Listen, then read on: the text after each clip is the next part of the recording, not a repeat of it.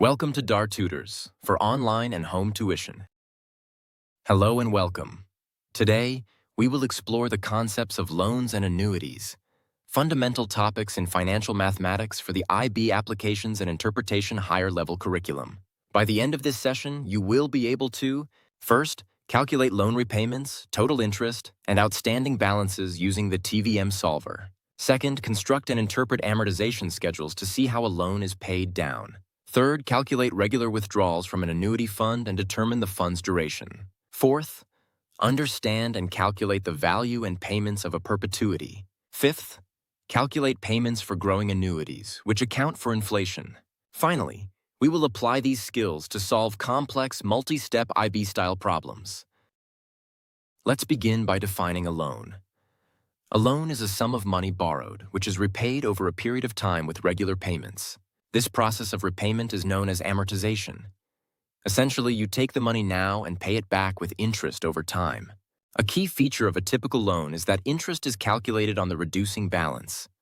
This means as you make payments and reduce the principal, the amount of interest charged also decreases with each payment. In other words, the interest charged is lower on the smaller remaining balance.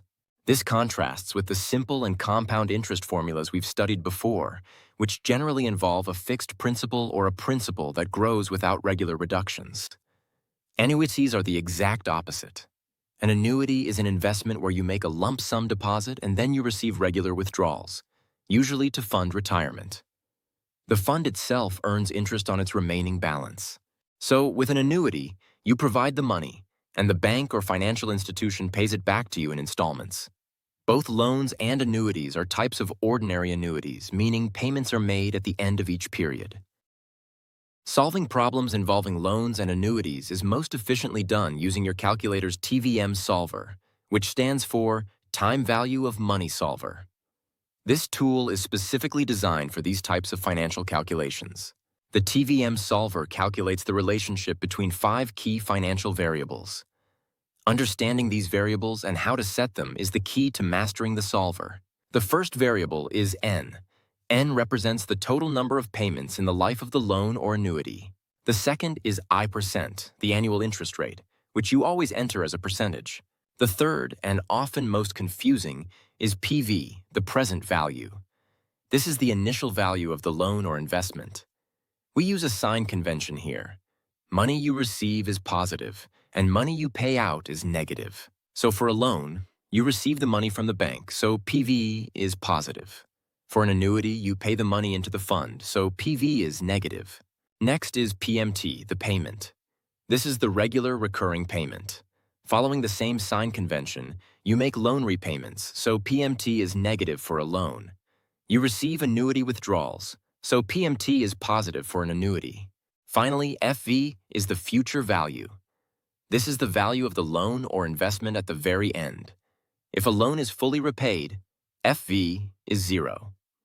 If you're calculating an outstanding balance, FV is negative, representing the money you still owe. Remember the key sign convention. For loans, PV is positive, and PMT and FV are negative. For annuities, PV is negative, and PMT is positive. It is critical to be consistent with your sign convention to get the correct answer. The calculator interprets the signs to determine the direction of the cash flow. Let's work through an example to illustrate how to use the TVM solver for a loan calculation. Consider Erica, who takes a personal loan of $16,500 to buy a car. The loan term is 4 years at an annual interest rate of 5.5, compounded monthly. Our goal is to calculate her monthly repayments. First, let's identify the variables we know. This is a loan, so we'll use the loan sign convention. The present value, the amount borrowed, is $16,500. Since Erica receives this money, PV is positive. The annual interest rate, I%, is 5.5. We enter the percentage directly. The loan term is 4 years, and interest is compounded monthly. This means there are 12 compounding periods per year. So the total number of periods, N, is 4 years times 12 periods per year, which is 48. After 48 months, Erica will have fully repaid the loan. Therefore, the future value, FV, is 0. We must also set PY and CY, the number of payments and compounding periods per year. Since payments and compounding are both monthly, PY and CY are both 12. Now we can use the TVM solver. We enter N48, I sent out 5.5, PVE 16500, FV0, PIs are 12, and POS CYs are 12. Then we solve for PMT, the monthly payment. The solver returns a payment of negative 383.73. The negative sign confirms our cash flow direction. Money is leaving Erica's account. So the monthly repayment is $383.73. Note that in practice, repayments are always rounded up to the next cent, so it would be $383.74. We will use the exact value from the solver for our next calculation. Now let's find the total amount Erica will pay and the total interest charged. The total repayment is simply the monthly payment multiplied by the total number of months. So we have $383.73 multiplied by 48, which gives a total repayment of $18,419.04. To find the interest charged, we subtract the original loan amount from the total repayment. $18,419.04 minus $16,500 gives an interest charge of $1,919.04. This is the cost of borrowing the money. Let's quickly check this using the provided table from the textbook. The table gives the repayment per $1,000. For a 4-year loan at 5.5%, the table shows $23,565 per month for every $1,000 borrowed. Erica borrowed $16,500, which is 16.5 lots of $1,000. So we multiply $23,265 by 16.5 to get $383,73225, which rounds to $383.73. Our calculator answer is confirmed. Now let's tackle a more complex loan scenario. Finding an outstanding balance and recalculating payments. We will solve question 12 from the exercise. Shane and Julie take out a $250,000 apartment loan at 6.25% interest compounded monthly over 20 years. They want to know their monthly repayments, the outstanding balance after 10 years, and how they can save money by increasing their payments for the remaining 5 years. Part A asks for the original monthly repayments. This is a standard loan calculation. Our variables are PV is positive $250,000. Our cent is 6.25. N is 20 years times 12 months, which is 240. FV is 0, and PY and CY are both 12.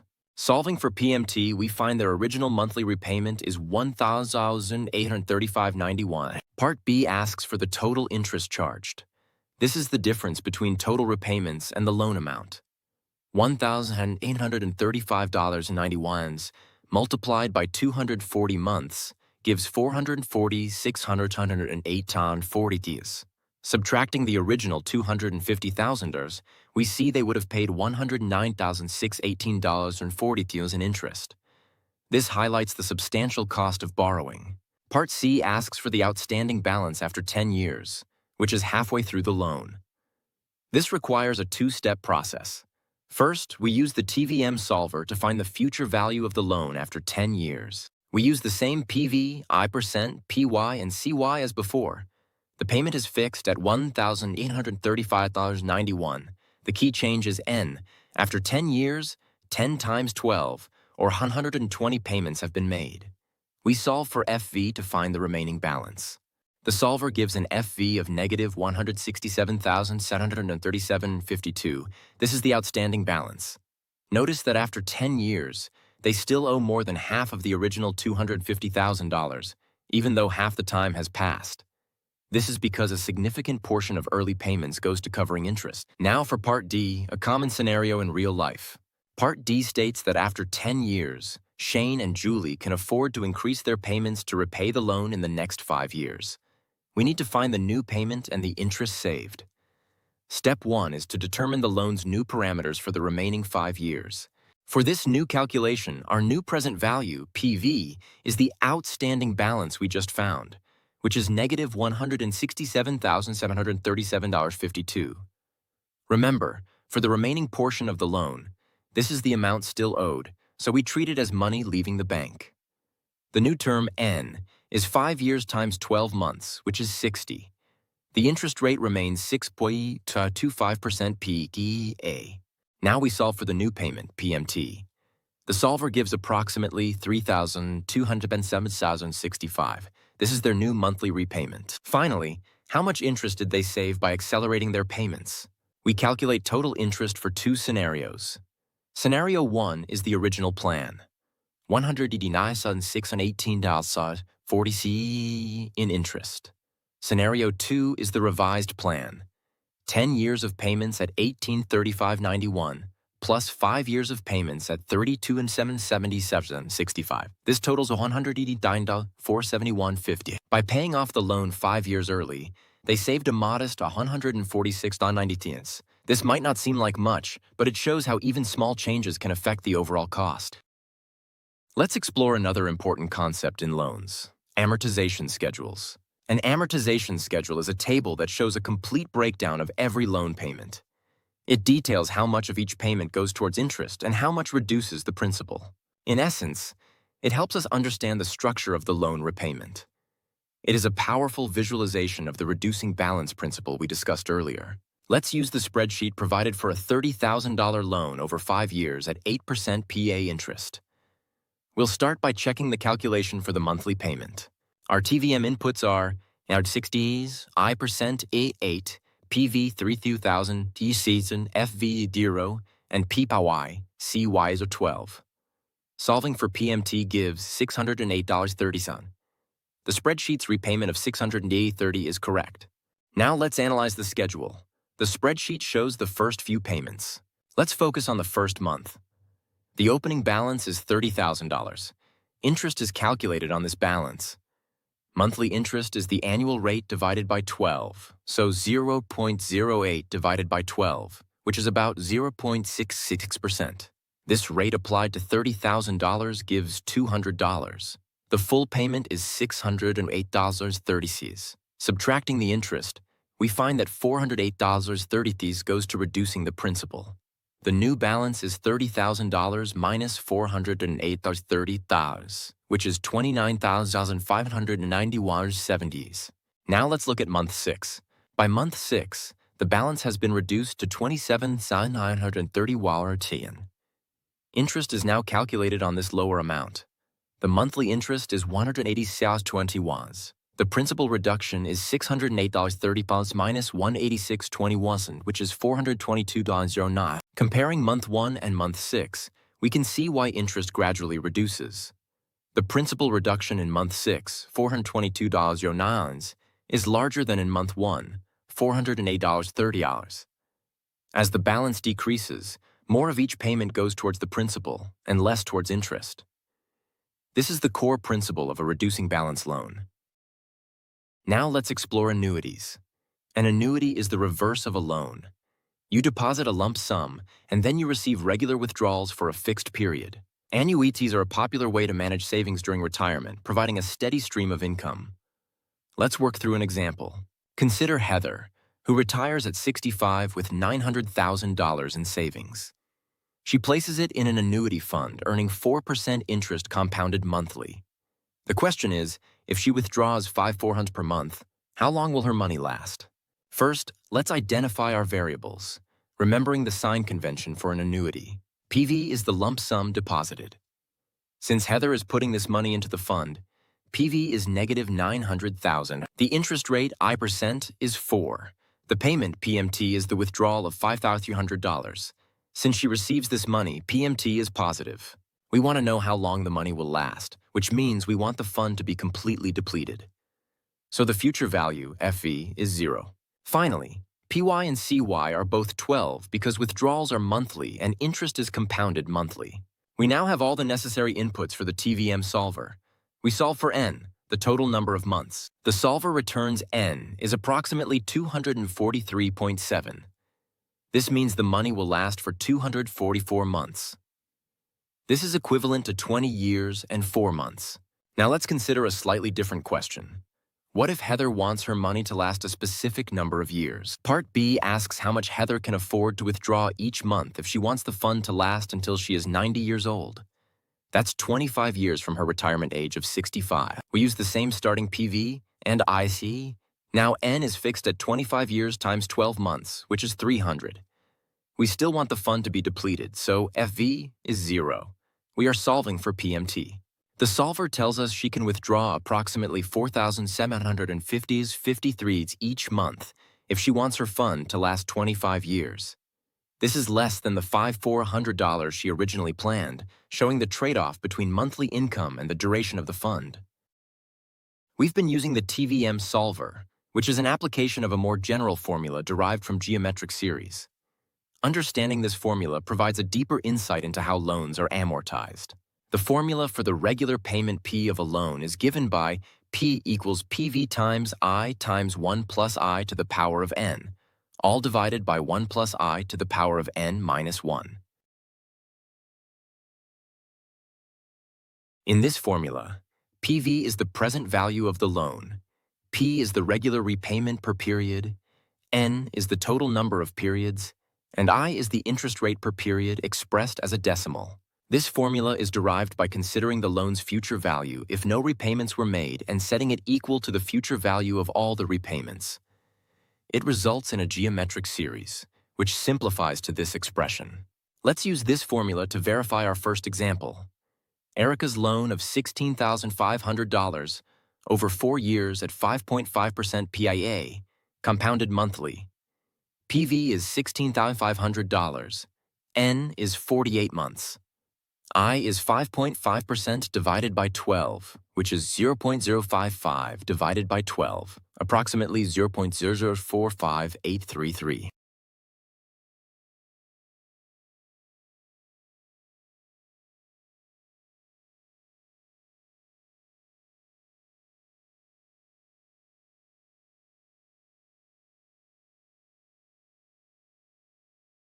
We substitute these values into the formula. The calculation is 16,500 multiplied by I, multiplied by 1 plus I to the 48th power, divided by 1 plus I to the 48th power minus 1. This evaluates to approximately $383.73. This confirms our previous result from the TVM solver. Both methods provide the same answer. The formula is what the TVM solver is programmed to do, which is why it's such an efficient tool. While the solver is faster, knowing this underlying formula is essential for a deeper understanding of financial mechanics, and it's something you might be asked to use in an exam. We've seen how to calculate payments and outstanding balances. Let's now consider how to find the interest rate itself, which is a common exam question. Question 9 asks us to find the annual interest rate for a $7,000 loan over 4 years, with monthly repayments of $165.36. This is another direct application of the TVM solver. First, list the variables we know.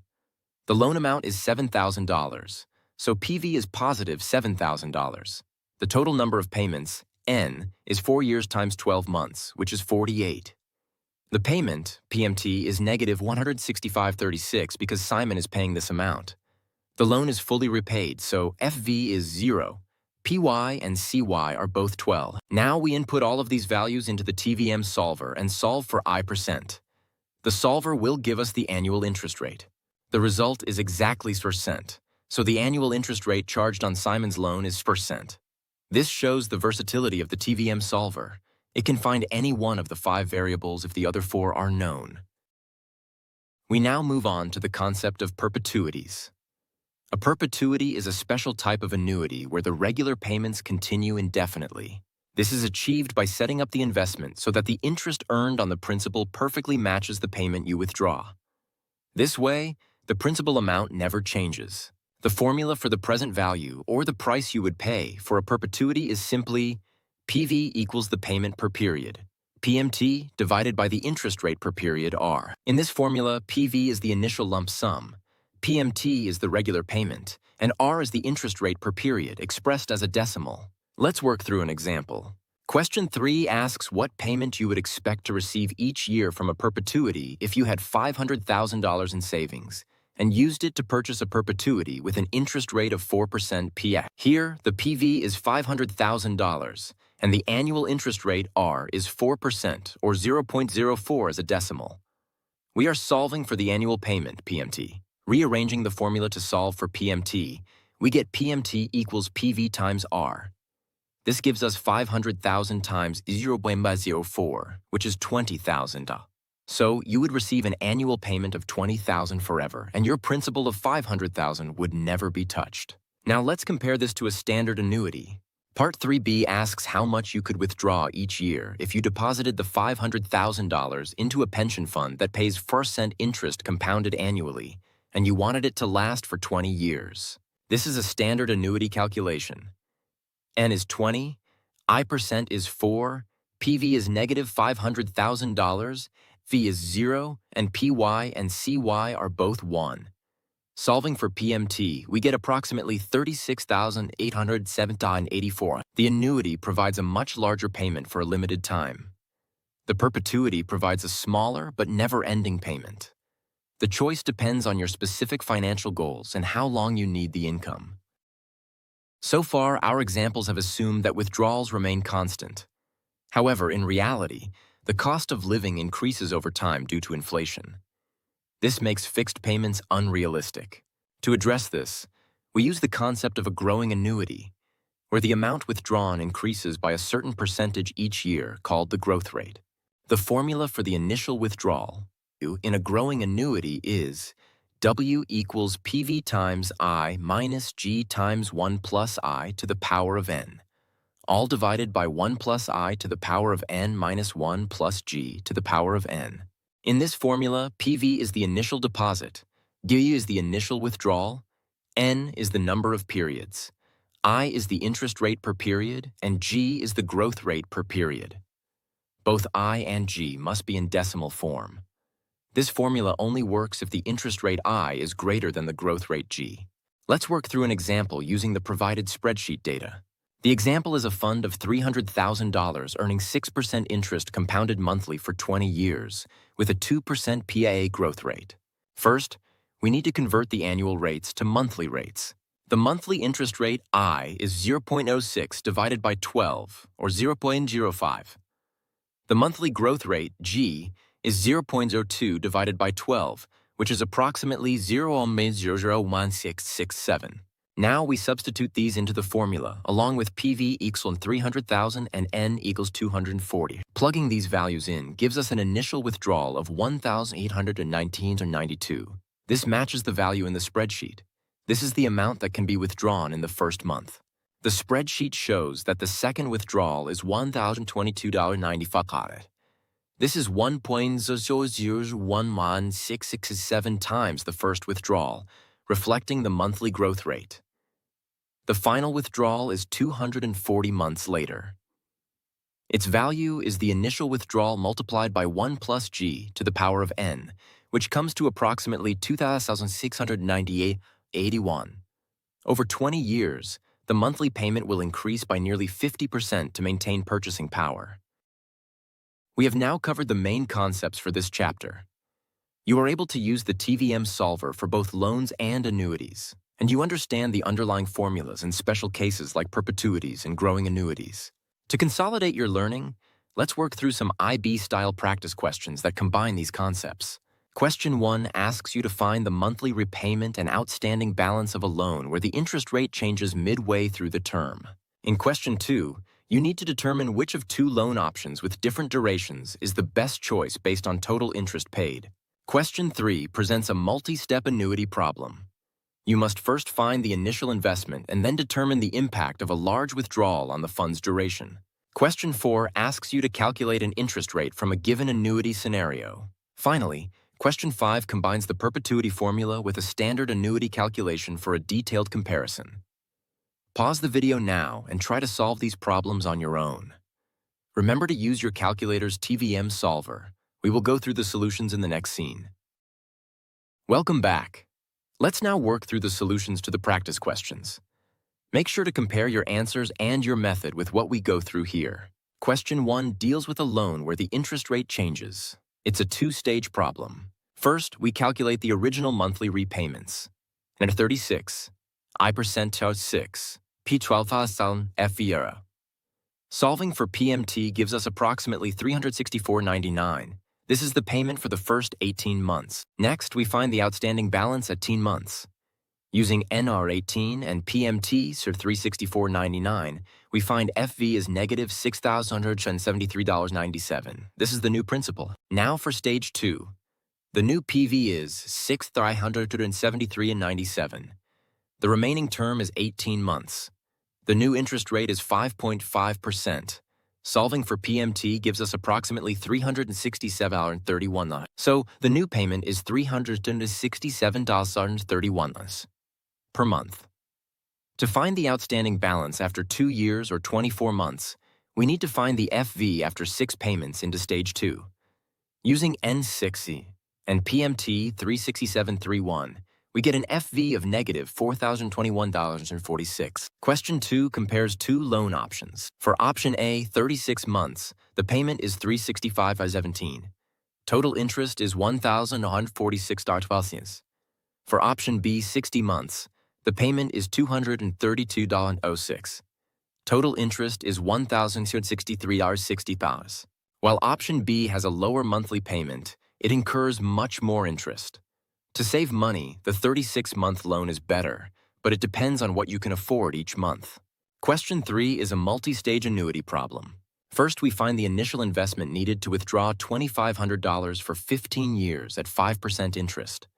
We solve for PV, which gives negative $236,750.60. Then we find the balance after 5 years, which is negative $176,146.43. Part B.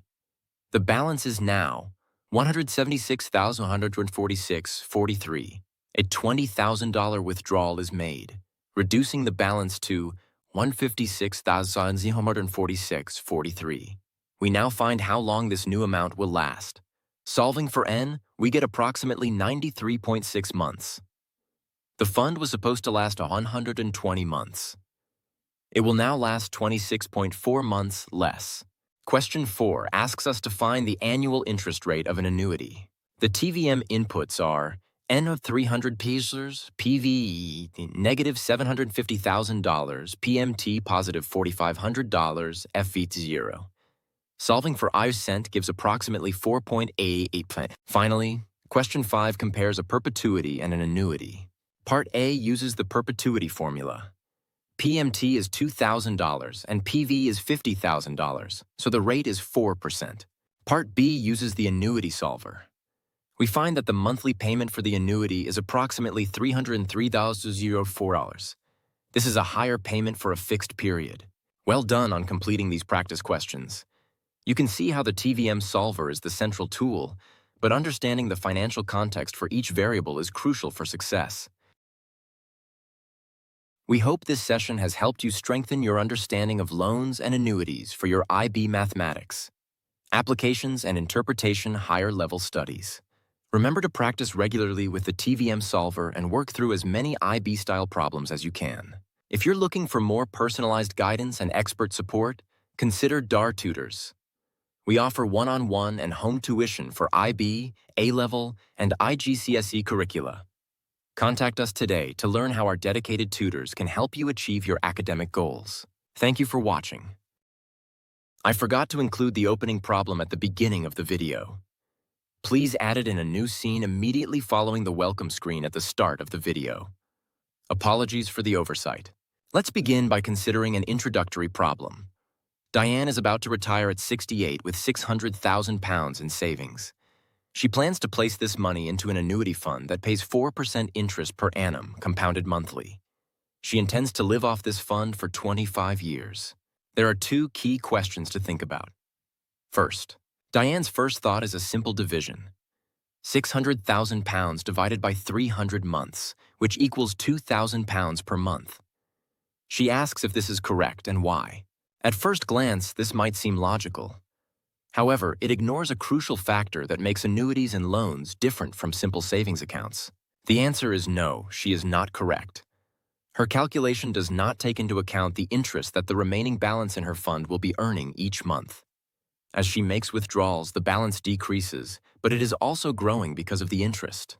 Because of the interest, her fund is not just being depleted. It is also being replenished. This means the money will last longer than a simple division suggests. Therefore, she can afford to withdraw more than £2,000 per month. This brings us to the second, more practical question. If Diane's investment is to be completely used up over the 25 years, how much can she withdraw each month? This is the central question we will learn to answer with an annuity calculation. By understanding the principles of annuities and using the tools we will learn today, you will be able to solve this problem and make informed financial decisions like Diane's. Now let's move on to explore the core concepts of loans. This was a test scene that previously failed due to a timeout. Now let's display some text quickly. Success. The code is now fixed and should render correctly. Let's begin by writing a simple equation. Now let's highlight the left side of the equation. Now let's highlight the right side of the equation. Thank you for watching.